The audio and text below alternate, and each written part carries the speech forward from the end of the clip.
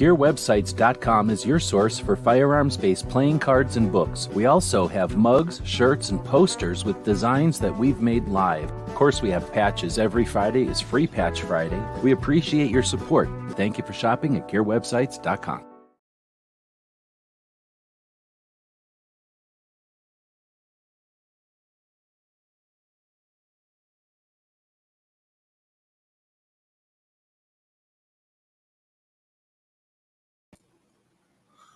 All right, welcome everybody to our coaching show. I guess I'm solo again today, so we're going to be chatting about tech, mainly because the other co-host got a bunch of tech, so I don't have a bunch of new tech. We'll talk about the tech I have, talk about the tech you have, we'll talk about tech that the robots tell us to talk about, and we'll have a conversation here. So we go live every Tuesday to offer coaching for content creators, specifically on firearms content, firearms focus, Second Amendment focus for sure.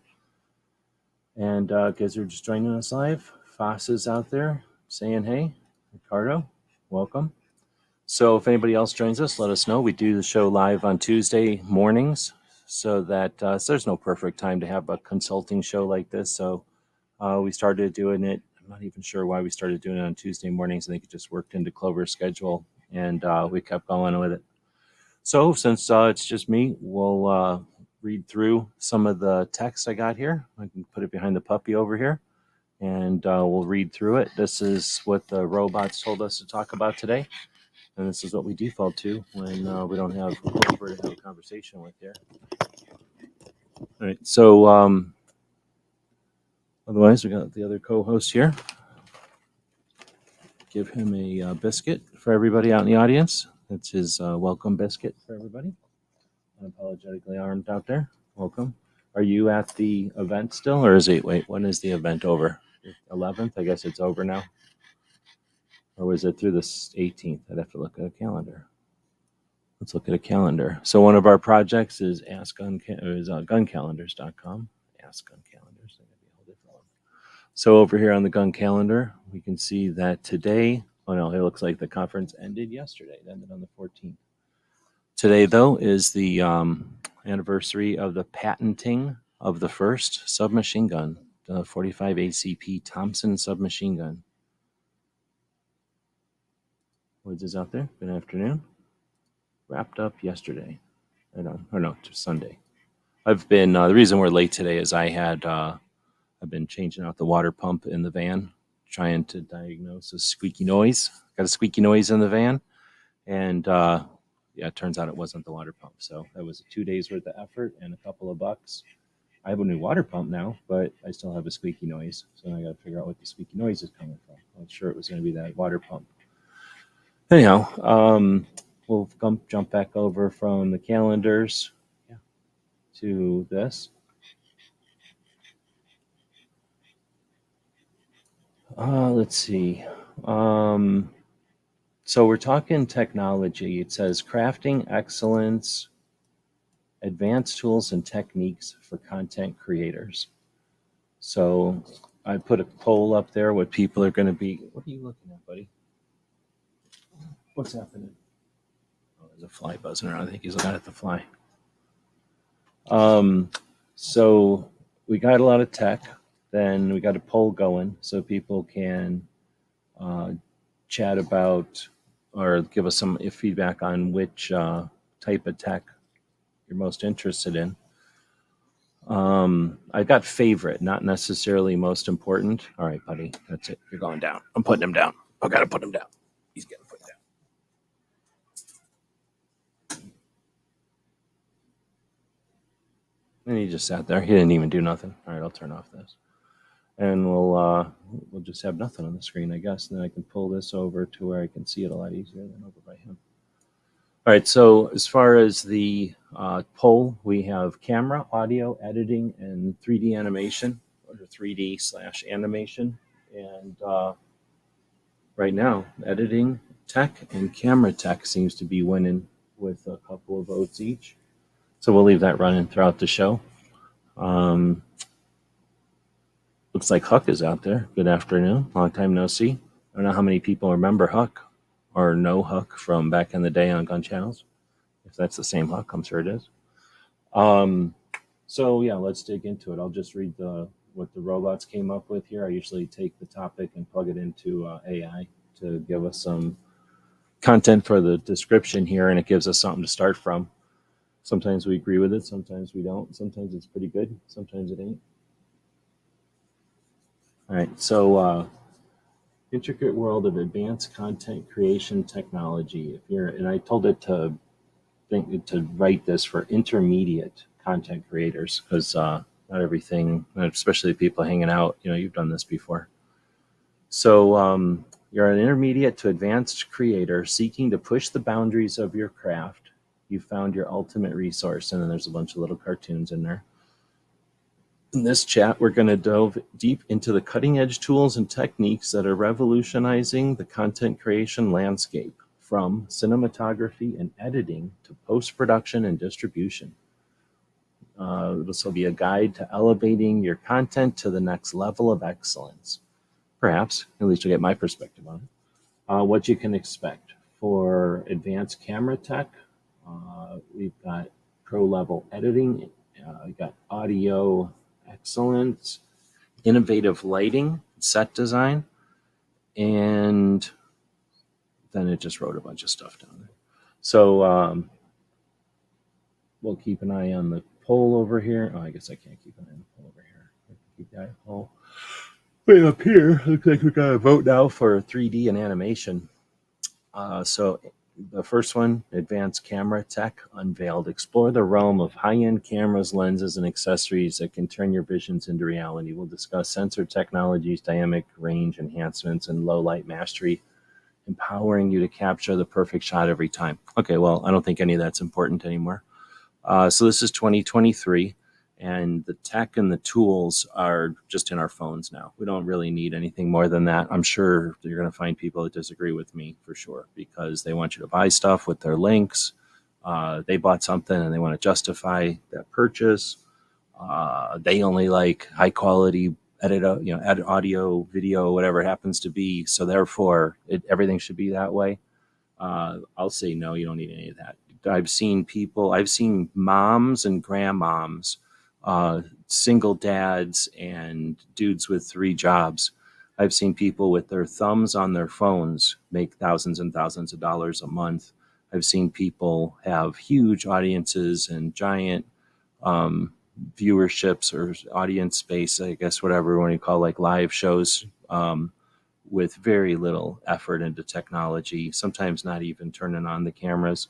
And I've heard of I know some people in podcasts that are in the top 10. I know Clover's in the top 10 of all podcasts. And that's not done with technology. That's done with doing stuff. It's done by other means. So I'm not going to say that this part about high-end camera technology means high-end cameras, lenses, and all that. I think, in fact, that's going to hurt you more than anything, because one, you're going to have a bunch of money in the first place. You're going to waste it all on cameras, or you're going to have to get a bunch of money and waste it all on cameras. And I have seen that happen before. Whenever Clover's not here, you got to listen to me drink coffee, because what am I going to do? Got to drink coffee. It's the morning. So I've seen people spend way too much money on cameras, way too much time and effort on cameras, and then figure out, oh, also you need tripods. Oh, you need lights. Oh, you need audio to go with that. Oh, you need to then edit all that film you get. Oh, now my shit still doesn't look good because cameras aren't magic. You can still buy a really expensive camera and point it at the wrong thing, point it at the feet, have it out of focus, have it all washed out. Just because you got a bunch of levers and knobs, there isn't some magic that makes you turn the levers and knobs the right way. It just makes potentially more room for error. So now you're filming things 2 or 3 times. And since your camera's so good, you got to make sure everything's so perfect, because everything matters. And now you're stressing everybody out, filming things 5 times, 3 times. Even if you have to film things twice, you're stressing people out unnecessarily. And in 2023, I don't think we're living in a world where the the production value or the quality of the image or the quality of the sound or the quality of whatever characteristic you want to pick, or any group of them. I don't think any of that is what's uh, the determining factor, period. It might be a factor. There are people that champion those things and they happen to be successful, but we're not seeing Formula One racers as the only thing. You can still do NASCAR, you can still do other kind of racing, you can still race motorcycles. So you can do other things besides have fancy cameras. So this advanced camera tech, let's talk about other things besides fancy cameras. Apps. So you've got your phone. Doesn't even matter what phone you have. The nicer the phone, the better the camera. Phones are $200 phones, $150 phones, and their cameras are amazing. They're fast. They can do whatever I want. I could probably download other apps into them to make the cameras even better.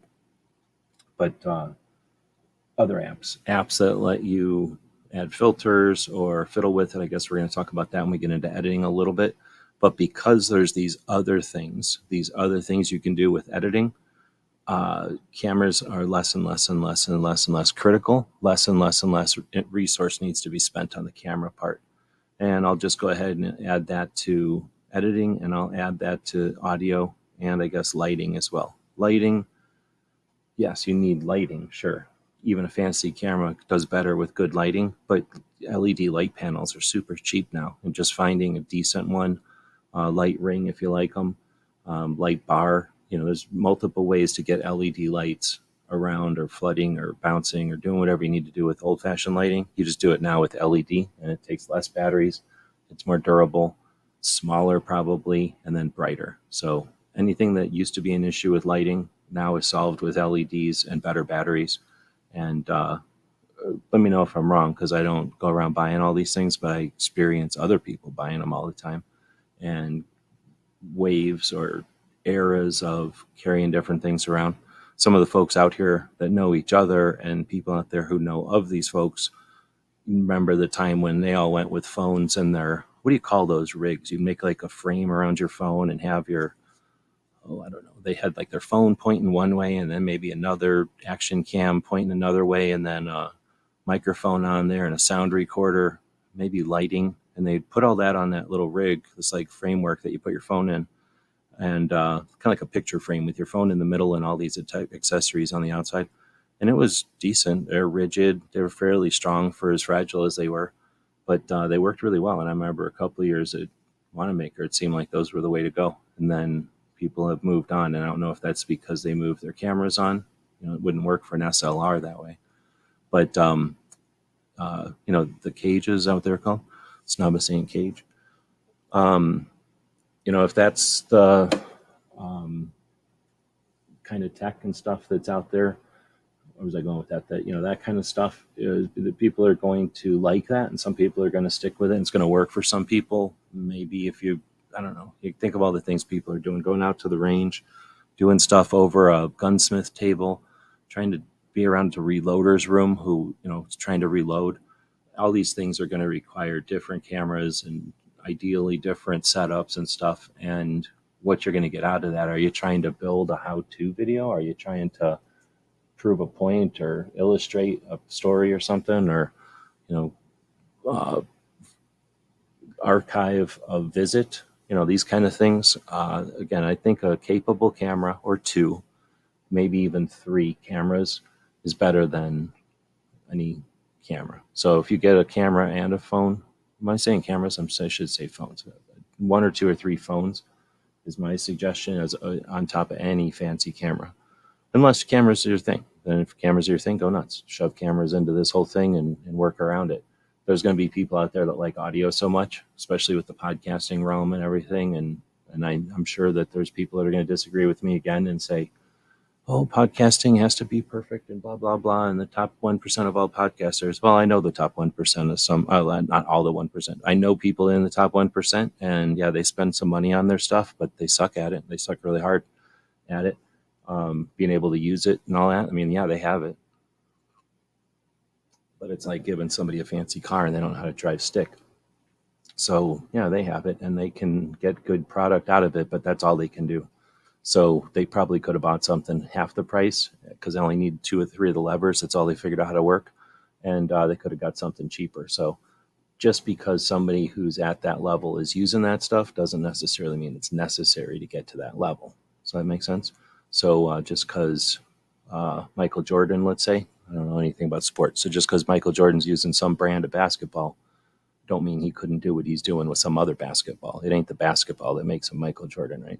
So I think it's the same thing with these implements. If we're capable with them and we're confident, to use them or whatever, then that's good. Know what it can do, know what it can't do. So if you know what your camera can't do, that's half the battle. If you're going to SHOT Show and you know what your cameras can't do or what your phones can't do, then just don't waste your time doing those things, and you're going to get probably all usable footage. Yeah, you might be frustrated that you wanted to go do something else.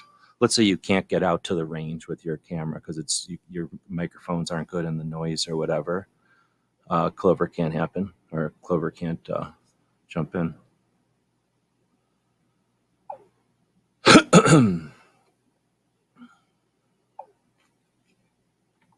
So, yeah, he might disagree with some of this stuff, but um, what I think is get the bare minimum and start using it, and then see what you prefer, see what you like, see what you're lacking in, and add to it. And if it gets into some kind of situation where you certainly, like if you can't get what you need to do done or something, and you have, like, let's say you're trying to do something with distance shots, you're trying to cover shooting sports, you're just not gonna be able to do that with a phone. Like, that's not gonna happen. You could try to jam your phone into some kind of an optic or something. Actually, that might be kind of neat. That would actually probably work, but it'd probably be a lot easier to just have a camera that can have a lens attachment. SLR means a old-fashioned style camera, essentially, that the lenses come off, and you can buy specific lenses for distance or for wide angle or for doing something else. So you could potentially have a situation out there where you need a specific camera. But again, I'm going to quit beating that horse and say that learning how to use your phone, watching some of the stuff on the short internet. So whatever the platform is, they have a short version of it now, a less than 1 minute version of video, or pictures, obviously. But I don't have to go through them all. You know what the short versions of everything are. Those lend themselves to very creative filming, and there's definitely going to be some editing we'll talk about here in just a moment. But the filming that you get yourself, once you know what your editors can do, you know how to film to work with those editors, the software that edits, and that allows you to use your phone in ways that emulate or get rid of the need for, let's say, a gimbal. If you know that you can, here, it's easy enough to just show you.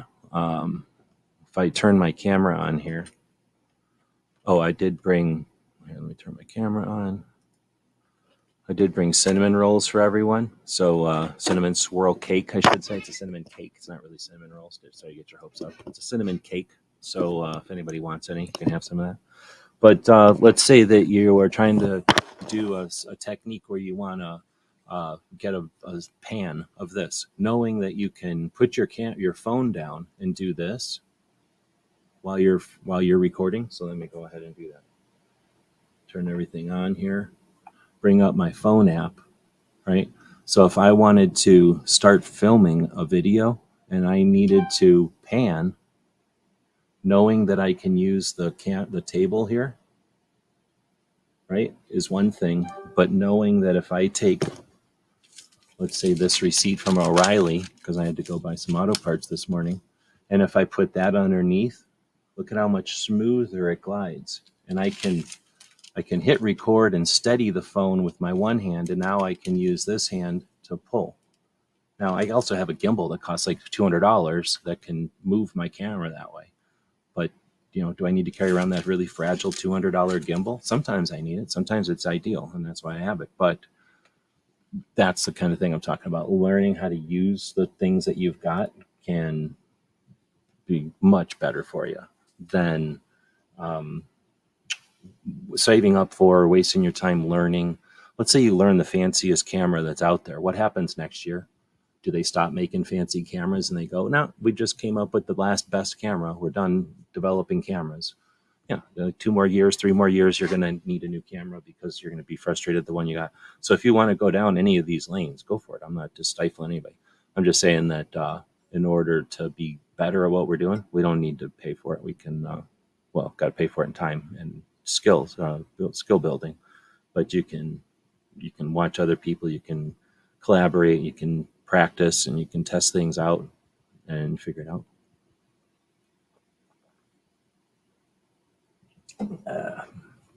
Foss is saying it's almost easier for me to be more creative with shorts than longer videos.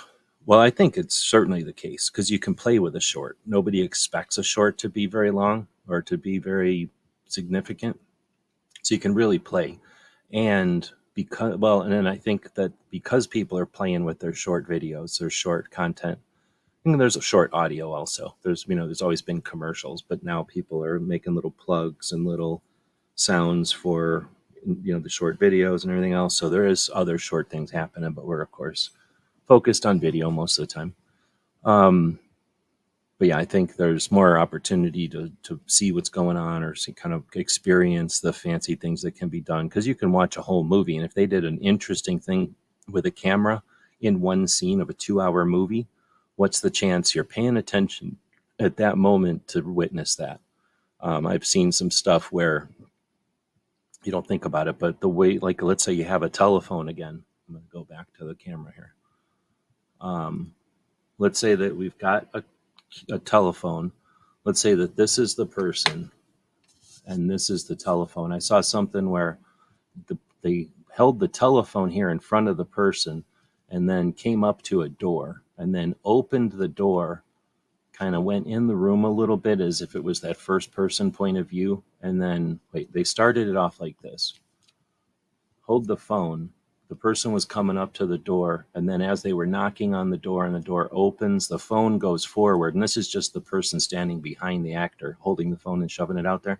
And then the actor walking forward a little bit, and then the phone eventually coming into the room and going like this.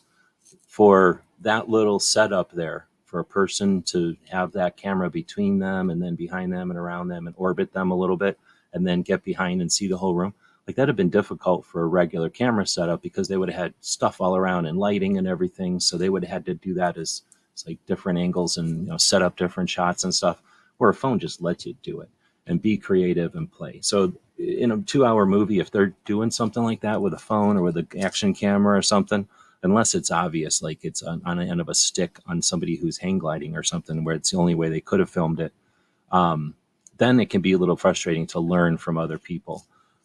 You can be experiencing interesting stuff and not realize that it's technique and not editing or something. All right, so been chatting about camera stuff. I'm around 20 minutes in, so I'll keep going. So next, editing.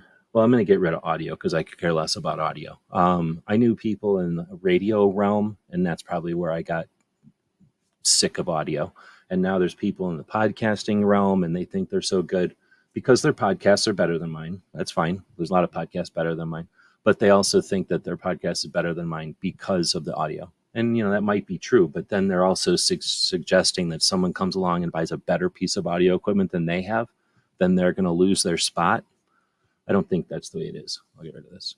I don't think that's the way it is. I think audio is, there's a quality that people expect. And then once you've met that, it's beyond what most people aren't paying attention to.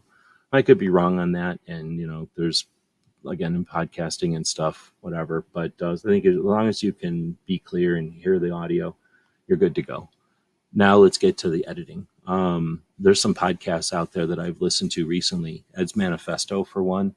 De Moliere is another one, where they add elements, and I'm sure other podcasts do this. I guess NPR used to do this back in the day on the radio, so this isn't anything new. But I've heard some podcasts that I listen to that started doing it or have been doing it, and that's like adding some background noise or adding some background, like if they're talking about a taco shop in Tijuana, there's some street noise, and it would be street noise from Tijuana that somebody recorded, and that kind of stuff just coming up during pauses or as a break to a commercial or something can be the same as editing stuff in a video, I think.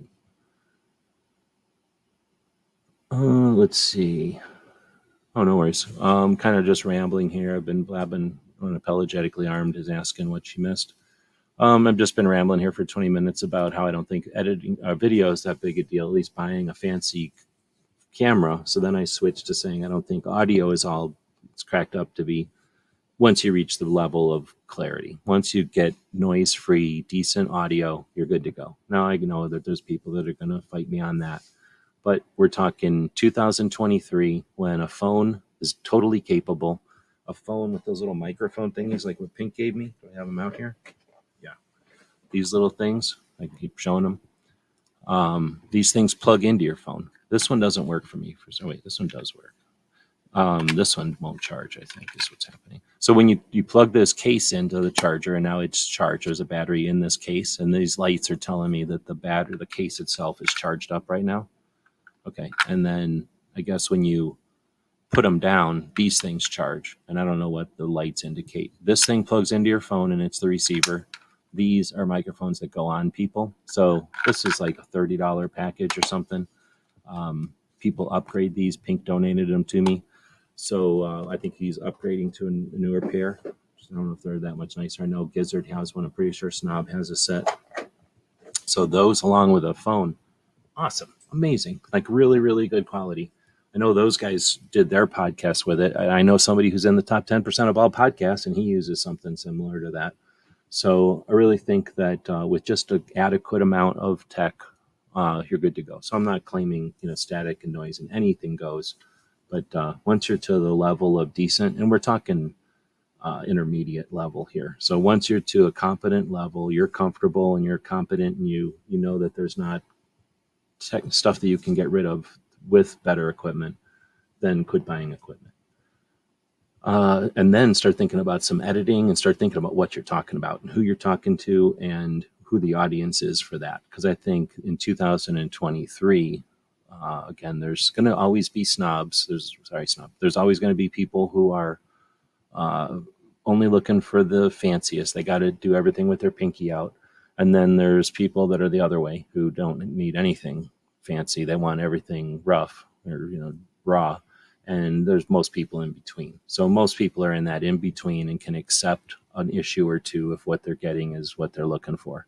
So then it becomes what we're talking about. And we'll probably talk about that in a different show or whatever. Because I'm trying to chat this or make this one more about the advanced techniques. And since Clover's not here to talk about his stuff because he's buying some new podcast equipment, that's kind of what I was thinking we talk about.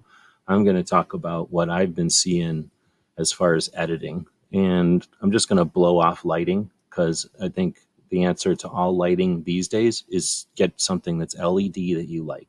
That's it. Find out something that's LED, that has a battery lifespan that works for you. I think a light ring has been working so well for me for things lately. But some people I know aren't going to like the ring part of it. I already don't like it as far as carrying it around. But bars and bricks or panels are certainly easier to deal with, and I'm assuming as bright. So that's what all I'll say about lighting is, get something decent, and now we can jump over to editing. DJ's out there dropping links. Thank you.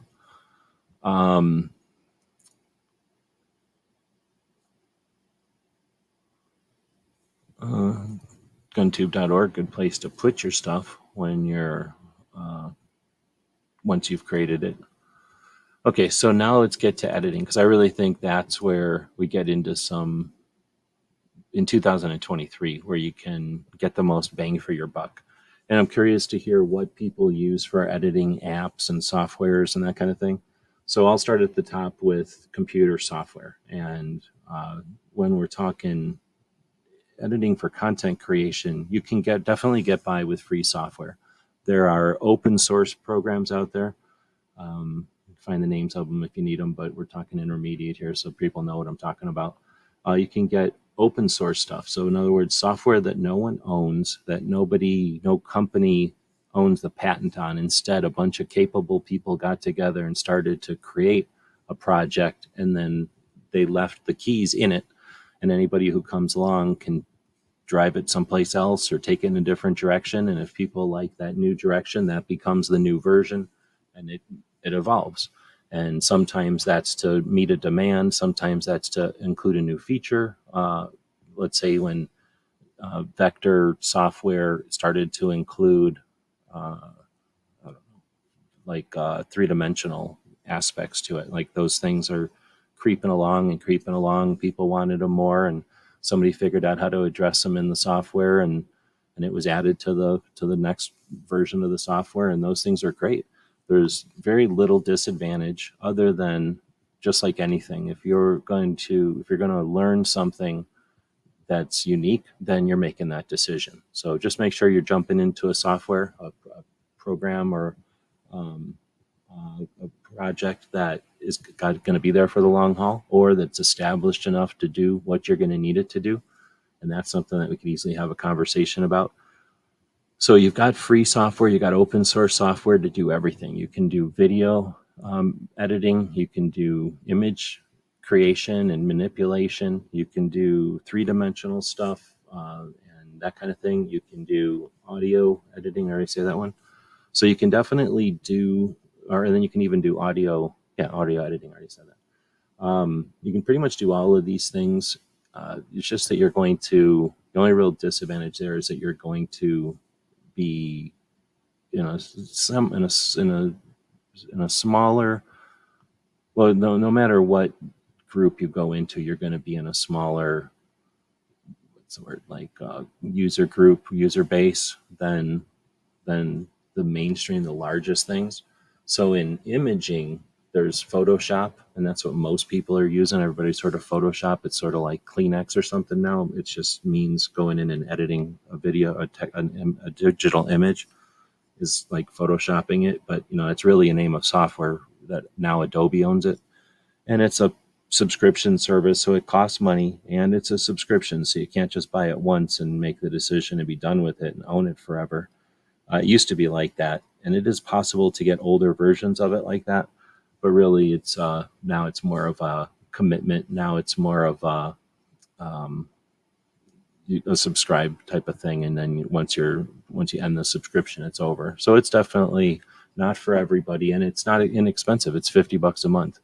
So I'm not trying to sell it to you. It's not the um, only focus what we're talking about here. But when we're talking about the overall realm, we've got that open source stuff, which is the alternative. You've got the Adobe, and then you've got the other softwares. Adobe's not the only one. There was probably 3 or 4 large ones, and then years ago they started to separate, kind of differentiate themselves from each other.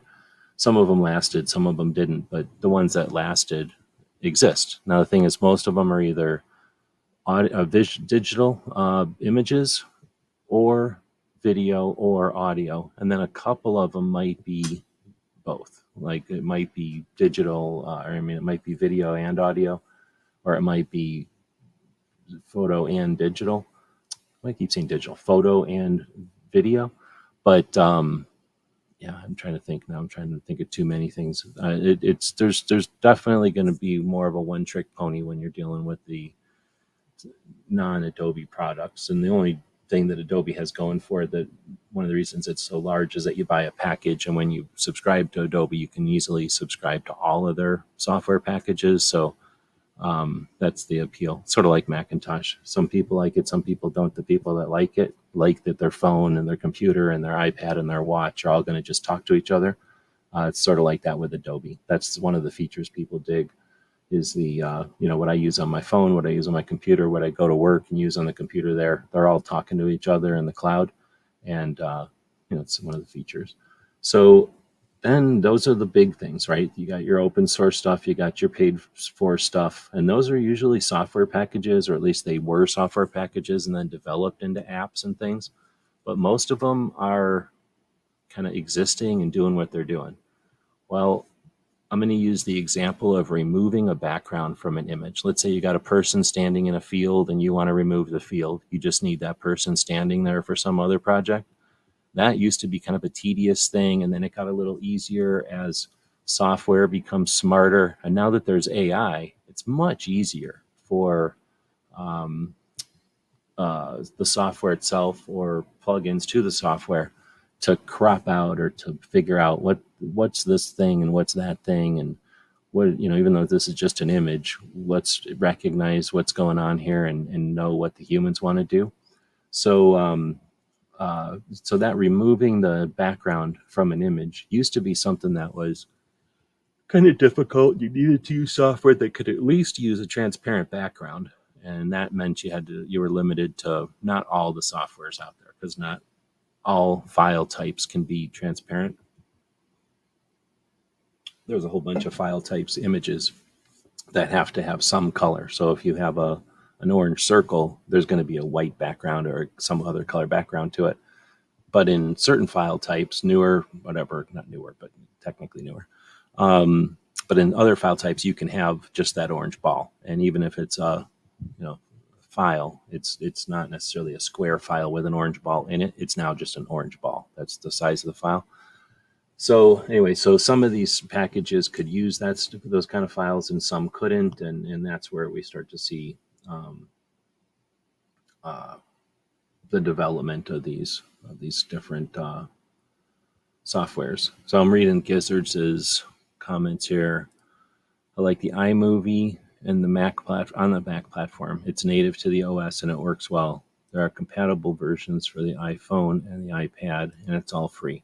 So that's part of your OS. Isn't there, am I wrong? Isn't there a fancier version, like a Studio or something, that you can get also? It might cost something, but I think unless they've incorporated it into iMovie, for like advanced editing or something, I think there's another level up. Or you just buy Adobe, I guess, and run it on your Mac. But here's the thing. So we've been talking about the stuff that happened back in the day. So I was talking about removing images, removing the background from an image and just having that person standing in the field, right? So that kind of stuff wasn't on your free versions of software just because it wasn't capable. Like they didn't have that kind of tech to do it. They gave you some tools that you could remove backgrounds. So you'd have like a paintbrush and you'd remove the background. But imagine trying to draw a line with your mouse between somebody's hair and grass behind them. It's just really tough. So it's going to look really choppy. It's going to look really bad. So we all experience living through those years. And now what we're dealing with is a time when, to address those specific issues, people came up with apps. So as the internet developed and first computers developed and software developed, and then the internet got created, and then internet connectivity became a more and more useful thing as internet got faster and more people were fast. And then, we started to have shared software and online services, the social platforms and that kind of thing. But, and that's how our Adobe connects to each other and that kind of thing. So what we've got now, though, is people that developed apps to do this or that or the other thing. Maybe an app to find you all the dog parks in town, or an app to, I don't know, help you do something or whatever. So as people came up with these apps, somebody said, something that we need is to remove the background from somebody in the field. And somebody came up with an app to do that. And then somebody else said, hey, it would be great if we could remove the background from a video instead of just an image, like, remove the background from a whole video. And then someone said, well, that would take a lot of computer power. Well, they said, hey, if we do that computer power over here and rent that computer power from Amazon only when we need it, then we can offer that service to a whole bunch of people, and they're only going to need it once in a while. So we're only going to need to flip on the switch 3 or 4 moments out of the day. But, we can have this app offering the service 24/7. And that's sort of how we see the development of some of these apps that are out there now. And so now there's very capable apps that took over some of the tasks, some of the jobs that we needed these large software packages to do. Because 99% of the stuff in the software package, we don't care about the giant software package. We could do it in any software. It's just those complicated tasks were the ones that, and still are the ones that you need the fancy software for. And I'm not an advocate for getting rid of the software. I subscribe to Adobe. I encourage you, if you're on the fence, try it out, get a trial. Gizzard and I both have links out there somewhere. You can check it out with one of our links, and that'd be great. But if you're not interested in doing all that because it's not your thing, or you don't have time for it, or it's not your passion, then don't. You don't need to have that whole Adobe thing anymore. Finally, what I'm getting to here is in the editing thing in 2023, there are literally apps to do singly, like individual things you might want to have done. Let's say you just need to pull one person's voice out of an audio recording. There's an app that can do just that. If you need to, I don't know, remove a person from a field, there's an app to do just that. And maybe it's free, maybe it's $5 and you have it for 2 months or so, maybe it's some temporary cost or maybe an in-app purchase type of thing to do more than 3 searches a day or 3 edits a day. Or maybe it's $10 a month and you can do this much stuff. And a lot of them are subscription based, $3-4 a month, $10 a month gets you their pro plan type of thing when they're one trick ponies. So we lived for a little bit with those, but now AI has hit the scene. And even right before AI hit the scene, some of those smaller apps got bought up by the larger software packages or merged and became larger. And so what we started to see there for a minute before AI hit the scene was these apps, some apps combining. It wasn't like a done deal. They were all going to combine, and that was the next wave. We still have lots of independent apps to do independent things.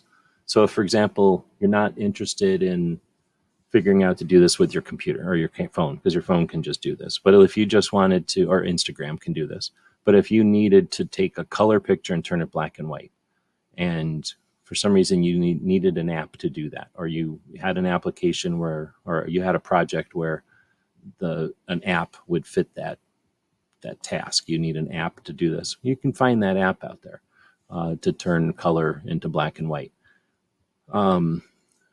So I guess that's where I'm getting at, is you can get to these apps, you can find what you're looking for. The new apps that have come around, Canva is the big one, CapCut is another one. There's more, but there's these new apps which are essentially mini versions of Photoshop, or not Photoshop, but Adobe, the whole package of Adobe. But they went and found the tasks that people do most often for content creation specifically. So what we do for content creation is a little bit different than what somebody's going to do for publishing. And that's a little bit different than what you're going to do for web design.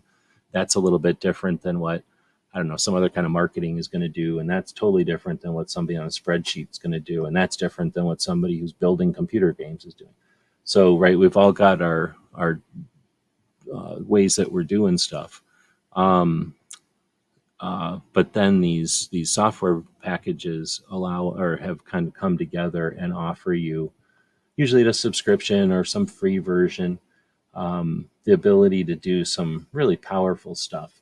And then what happens is, after a few years of these software packages or these options being available, is now we see the content creators using those tools in all kinds of creative, interesting ways. And that has led to change the appetite of the content of the consumer, the people who are watching stuff and participating in stuff.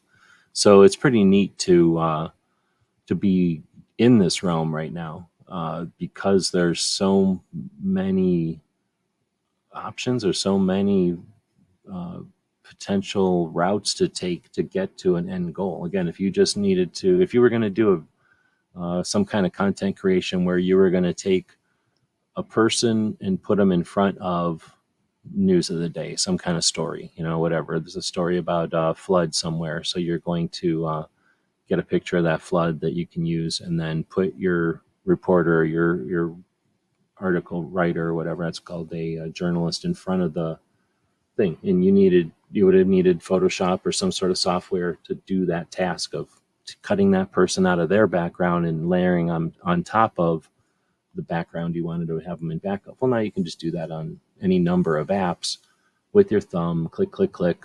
You can create some templates or some custom built paths, or recipes to accomplish some things. So go ahead and open up this picture, remove this from it and then put it on top of the next picture I request. And once the computer's kind of used to that, and you can do that quickly, we're in a time when it's really possible to spend some time looking at what's going on the line, and then just a bit of time either collaborating with others who are into this kind of stuff or figuring out yourself, but essentially figuring out what it is that you saw that you liked and then creating it. And sometimes, every once in a while, you're going to find something that's just so difficult or so costly or so process sensitive. There's hardly anything that's even process an issue. It's just mostly complexity. If there's something that's so complex that it's unique, but pretty much anything that's even the complex stuff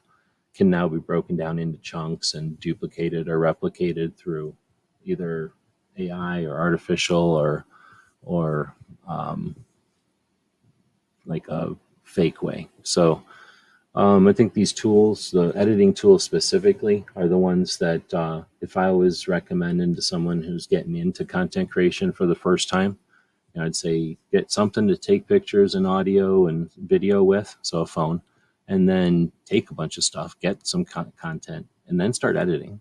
And probably getting experience with different editors. I don't know, with the way things the pace of things lately, it's tough to know how many of these are going to be the gold standard, how many of these are going to become the ones to go that are going to stand the test of time.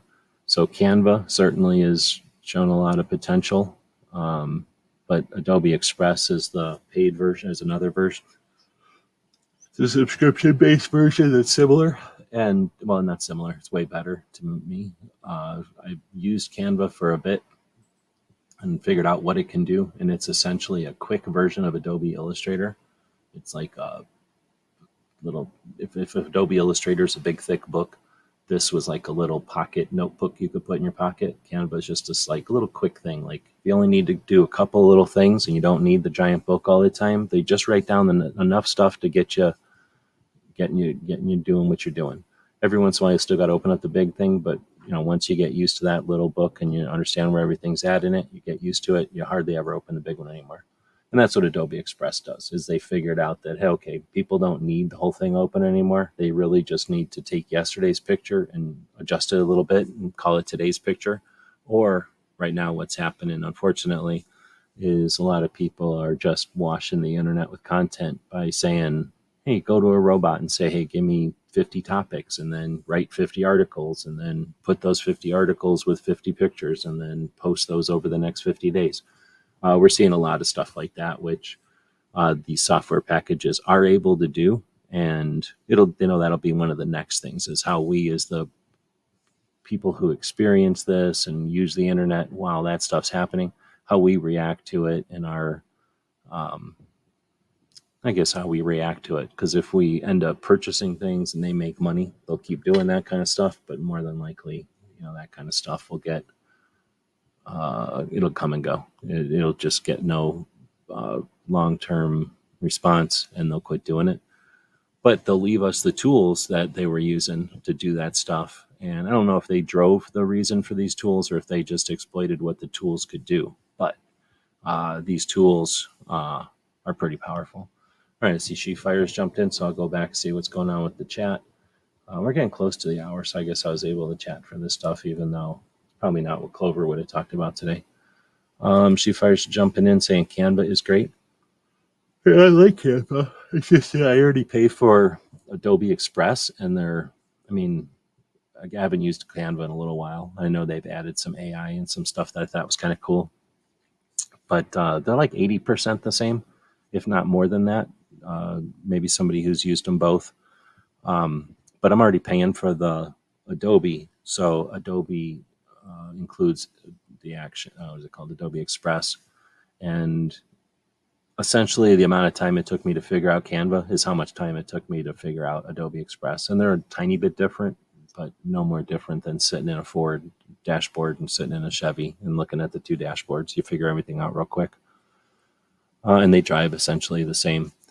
When you pay for them, though, that's the big thing. So whichever way you go, I don't know if there must be a free version of Adobe, because I keep seeing the premium stuff. So there must be either a free or a cheaper version of Adobe Express. there is a free version of Canva, and that is one of the nice things. Like I mentioned, there's quite a few free options out there, and Canva offers a free one that's very useful. I mean, you can use a lot of Canva for free. I don't know what paying for it even really gives you. Actually, I do. What paying for it gives you is more archives, more libraries of pictures and images and stuff. And that's where I notice for me the difference with Adobe, because I'm unlocked on Adobe. I can get any image over there. On Canva, when I was using both, Canva had way more pictures and better pictures, but Adobe has blown them away. I mean, Adobe must have been rolling out in stages, because this time last year when I was just using Canva and barely using Adobe Express and really getting used to Canva, and I was assuming I was going to be paying for Canva. In fact, if they would have given Gizzard a thing, I would have started paying for Canva back last year, I think. But they didn't. And because of that, I kept using the free version of Canva, and I kept running into, you can't use that. You can't, we don't, here's a cool one, but you can't use it. Here's a neat template. You can't use it. You have to pay for that one. And I think at the time there was only two things to pay for. Either you paid nothing or you paid something. And if you paid something, you got everything from Canva. And I think it was $30 a month. It wasn't cheap, but it felt like you were going to get quite a bit of useful stuff for it. Well, I went over to Adobe, started using it, and at the time there was a fraction. It was just a little bit of stuff on Adobe, so it wasn't hard to master and figure it all out. But you'll notice on the Ask Gun Questions images, I started out using Canva a long time ago when I'd make the Clover and Tony cartoons, and the Canva images are all goofy and dumb and look open source, like they look shitty, like they look goofy. And the Adobe ones, they look goofy and stupid, but all the good stuff is open too, and that's just normal pictures and normal stuff. So whichever one you go with, I would say paying for it is probably, if it's not worth it immediately, put it in your short term budget, because it'll unlock so many things that I can't even imagine how much time I'd be spending if I was trying to find all the stuff that I have available to me in Adobe. Just like, let's say a stock image of the state of Arizona. Like, it'd take me like 5 minutes or something, 2 minutes to go look around on the web and find a free one to use or make one or something. And there's just already one in there. So if you're paying for Canva, if you're paying for Adobe, that's the way to go. Now, some of these other softwares out there, some of the other packages offer things like that. So I don't have a subscription, or I don't have an account with a free picture place, but there's people that do. So that's not going to be an issue for them. If the Canva doesn't offer enough images, it might work in what's the word, in cahoots with some other service you have, and that might be another free service or a cheap service. I don't think it's that much in a month, but I'd have to look. Yeah, I'm trying to remember. I know it was more than I immediately was like, oh yeah, I'm definitely getting Canva. And I'm glad I waited, because then I learned Adobe. So it was enough to make me go learn Adobe. If Canva would have been a little bit cheaper, I wouldn't even be talking Adobe. And Adobe would have scared me, and I'd been acting like it kind of so good. But I think it's definitely worth paying. Either one you go with, or if you go with a different software package that I don't even know about, I'm going to assume that the free one is a good way to experience it.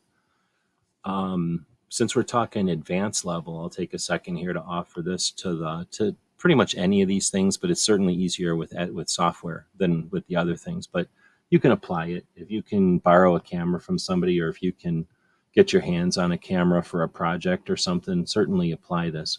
But with the software packages that are out there, there's so many of them that are either free or offer a introduction. Try those different introductions. Include it in the plan for your project, and however you're scheduling your project's growth and development. Include in there, or make part of your plan to spend time on these editing packages like Canva. Or if Canva is too much, because Canva's got a lot of girly garbage in there. Like, if you're not a girl making wedding stuff, or I don't know, a teacher making Halloween stuff for your classroom, there's a lot of Canva that's useless. Like, most of it is for people that are doing stuff for little kids, or magazine ads or something, for stuff we ain't using. So if you go in there and there's like 90% of it you ain't using, maybe go find an app that does, like I was mentioning before, an app that just does the one task you need done. Like now Canva can pull backgrounds out really fast. I think you still have to pay for Canva to do that. And I don't know how it is on Adobe. Both of them can do it at the paid level for sure, where you just take your picture, bring it into Canva, remove background, take that picture without the background, and it's a second picture now. Just do whatever you're going to do with it. But there's no reason to pay for Canva for all of that if that's really all you're going to do.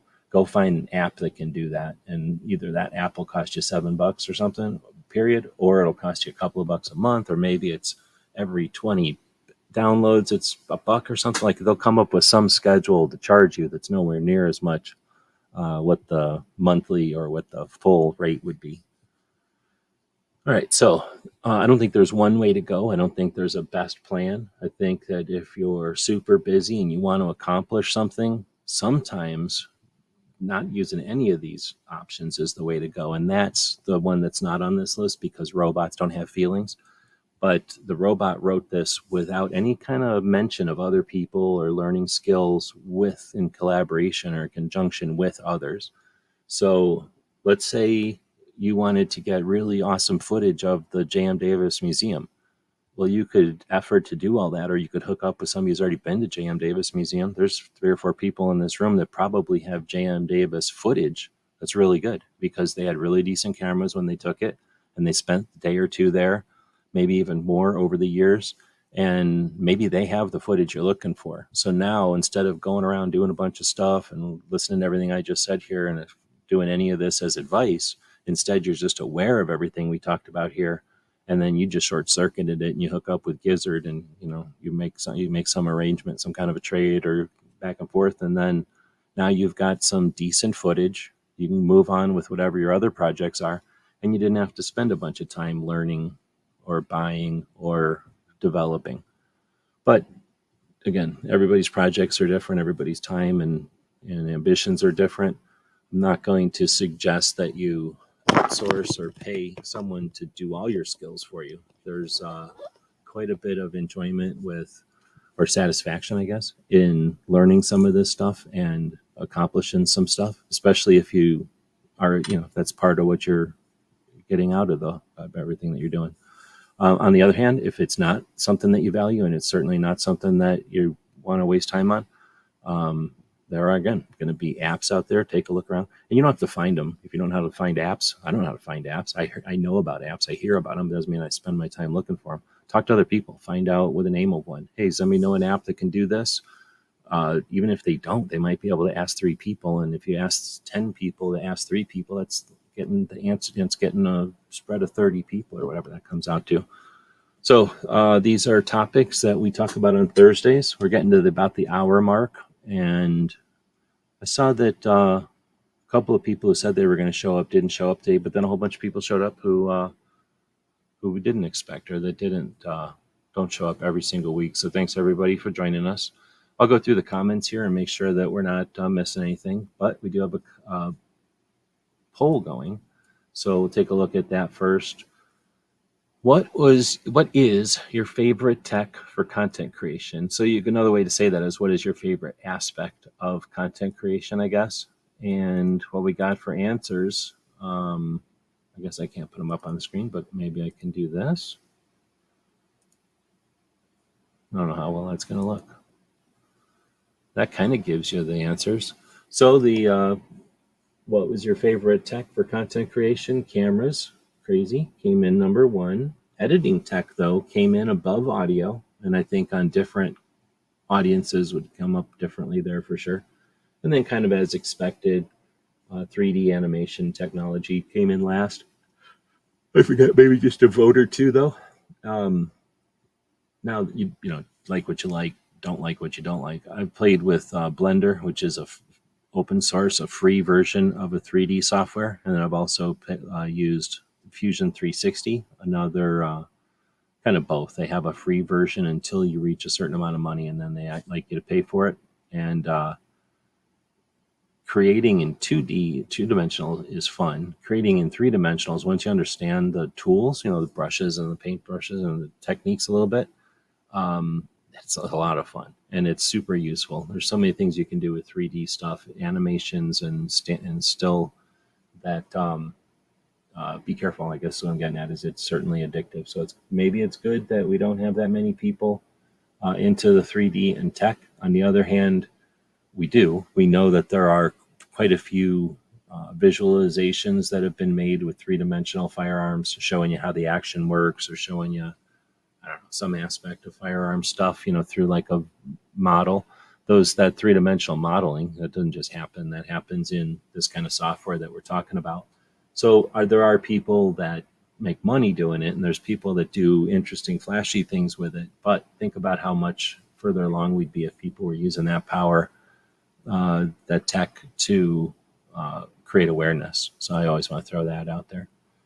And that's one of the reasons I'm playing with the 3D software. Oh, dang, She Fires threw a super chat at us. Pug Snack Fund. Well, I'll shake this bag of chips around. Oh, look who came running. He's been sleeping with Mello because I've been working on the van. And when I did that, for the first time in this little dog's time here, I closed the gates and everything and made it so they could run around the backyard by themselves. And because normally they don't go outside on their own. So I'm afraid that this little dog is going to get caught by a raptor or some kind of a vulture and get taken away from me. Hey, go over here.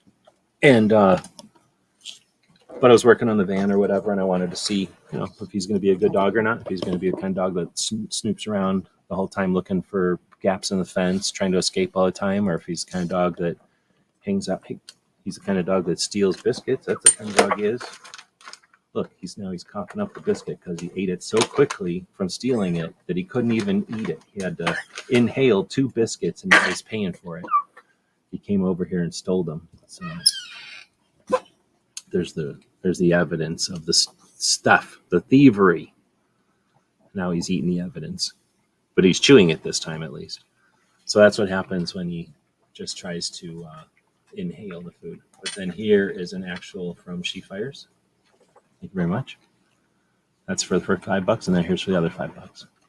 That's $10 worth of biscuits for this dog.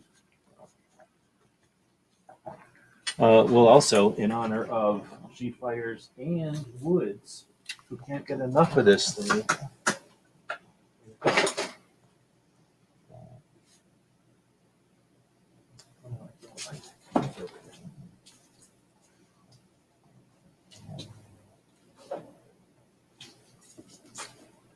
Forgot to put it in his bag. Here, go back over here, buddy. We'll also, since we're closing down, we'll put his hot dog suit on because Woods likes him to wear his hot dog outfit. It's his hot dog not a sandwich costume, which he cosplays when he goes to hot dog conventions. This is his cosplay. He plays a hot dog not a sandwich. And he's got flashing mustard, of course. So again, thanks for the super chat. But that's what we've been chatting about today is content creation and there he goes. He's leaving. All right, take your hot dog off. We'll just leave his hot dog laying here. Get ready. You get out of here. So anyway, I was saying that he's kind of exhausted. He's been hanging out with his Mellow over there, and they're essentially just sleeping because they've been constantly running around for like the last day and a half. Okay, now I'm less distracted with the hot dog suit, and Foss is saying, the mustard is good when it flashes. Exactly. When it's sparkly mustard, that's the best kind of mustards. Burrito costume, as soon as I see one cheap, he'll have a burrito costume. Or maybe I'll make one out of tortillas. If I made one out of tortillas and let them outside, a raptor would definitely eat them. I would think like I was wrapping them up as a burrito for them. So I'd have to be careful with that. That's why I don't let them outside with the hot dog costume. Anyhow, that went off the rails quick there. So if you've got any comments about this one, feel free to leave them in the comments wherever you happen to watch this. Show up for us, join us live on a Tuesday, and bring a topic. I was going to go back here and read some of the topic or the comments just in case I am missing something here. But as I'm wrapping up here, we I usually have Clover join me on Tuesdays, and we'll talk about whatever issues that have to do with content creation, ideally Second Amendment focused content creation, but gun related stuff, things that we have to deal with as people that are persecuted for the choice to own the property that we own. And the biggest nuisance that we've got, the biggest problem, is that a bunch of people want to exploit the rift that's created by ignorance, that's created by the unawareness or the non-understanding of guns, and the lack of awareness, the lack of common knowledge. It allows the antis, the people with agendas, to suggest that guns are either violent or dangerous or whatever it was, right? So, ideally, to engage with those people in the middle, engage with those people on the other side, or people on our side who are interested in the conversation. But getting better at delivery, more interesting at delivery, is what it's all about. So that's what we're talking about today with the skills and techniques, or I mean the tools and techniques of content creation. But I turned it more into the current tools that give us specific, what's the word, like specific results. Like I say, to remove the background, to add some music, to create a slideshow, whatever it is that people are trending, paying attention to, digging, getting the message through with, being able to use the tools to accomplish that is what we're attempting to chat about today. Or not really chat about, but put a spotlight on. All right, I'll just go backwards through here. Huck is saying working throughout. We'll re-listen. Right on. Hopefully everything's going good. I'm assuming you're up still in the Michigan. I don't know. Snob is saying there's some kind of GG, whatever that means. R4 Mississippi Thunder's joining us. Good evening. Let's see. I'm going to just scroll through. We got Foss out there and Gizzard. Thank you for joining us. She Fires, again, thank you for the super chat. Much appreciated. Snob is out there, if I didn't already say. I do have this broadcasting on 3 channels. I probably should have pulled it off of the GunTuber, but I never known Clover is going to be here, so I'm paying for StreamYard again. Thanks to our Patreons who make it possible for us to pay for subscriptions like this. People that subscribe to what we do over on the Patreon platform. Essentially, most people are buying us a cup of coffee each month, like $5 or whatever. And then a couple of people are buying us lunch, like $20 or something. And that accumulates, and it pays us out once a month. It accumulates and lets us pay for the 3 servers that we run, all the domain names and the different software, kind of the stuff we've been talking about here. I pay for, we buy the ChatGPT subscription. That's like $25.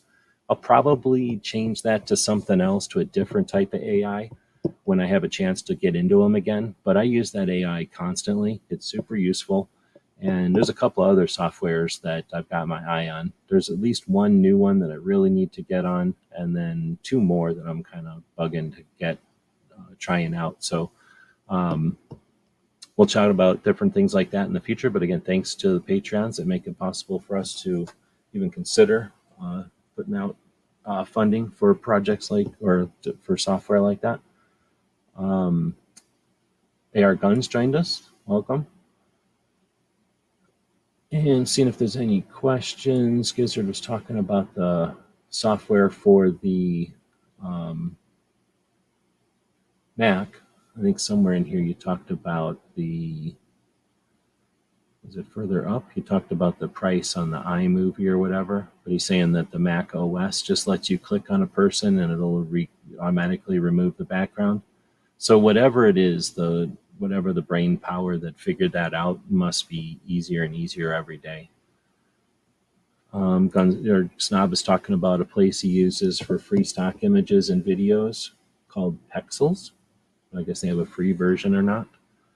I've used a couple of different free image places, and you get what you pay for. Free is free. Gizzard is saying he pays for the Canva. I think you mentioned that before. Also Snob. But I thought Gizzard, yeah, he said that Final Cut Pro is $300. Yeah, that's a similar to a couple of $20 a month subscription, or wait, almost $30 a month subscription to something. DJ dropped some links, gun calendars, some others. Unapologetically armed, back and forth as well. That's the pitfall to doing it weekdays during the business hours. But yeah, if anybody wants to chat at a different time of day, if you're listening to this as a recording and you're wishing that we do a live at some other time, let us know, because Clover obviously couldn't show up to this one either. So this isn't necessarily a good time. We just picked this time. This isn't, I don't really care when we do it. And like I say, it doesn't seem to work real good for Clover all the time either. So if we want to do this in the evening or something, give us some feedback. Woods is out there. I don't know if I said hey to Unapologetically Armed enough, so they're saying hey to her, and hopefully you had a good adventure with the National Convention. I'm curious to see what kind of response outcome from the event. I know from the DC project, from that aspect, I've gotten some feedback, but I'm looking forward to more of the feedback from more of the people that joined the event. Foss is out there, and Ricardo are probably jumping in on the GunTuber side, I'm assuming, since I don't recognize the name. So with that, I think I said hey to everybody. Thanks for joining us. And Patriot's out there. I miss Patriot. So Patriot, I believe. Wait, I'm trying to remember. It's hard to remember who knows Huck anymore. But I don't know if anybody has been around since. If Knives was in here, he would know. But I don't know if Patriot's been around that long. Friday nights at 9 o'clock Central. I think that the Gizzard has that time frame locked in there, and I don't want to be stepping on that roost, I guess. He's got that slot. All right, so thanks for dropping by. And we'll end this thing on the Ninja for Patriot and say, hey, if you got a topic for next week, let us know. We were going to be talking tech, so more like along the lines of what Clover got in. So we may talk tech again, but we don't have to do that next week. We could do that the week after, or even after that. So if you've got a more interesting topic, or a more relevant, or a more critical one, let us know. With that, we will end this one. GearWebsites.com is your source for firearms-based playing cards and books. We also have mugs, shirts, and posters with designs that we've made live. Of course, we have patches. Every Friday is Free Patch Friday. We appreciate your support. Thank you for shopping at GearWebsites.com.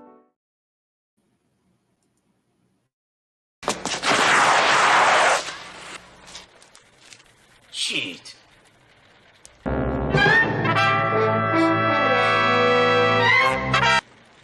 Ninja? Ninja! Ninja!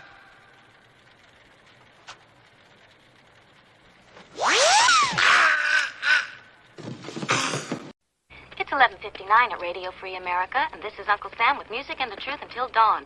Right now, I got a few words for some of our brothers and sisters in the occupied zone. The chair is against the wall. The chair is against the wall. John has a long mustache. John has a long mustache. It's 12 o'clock, Americans, another day closer to victory. And for all of you out there on or behind the lines, this is your song.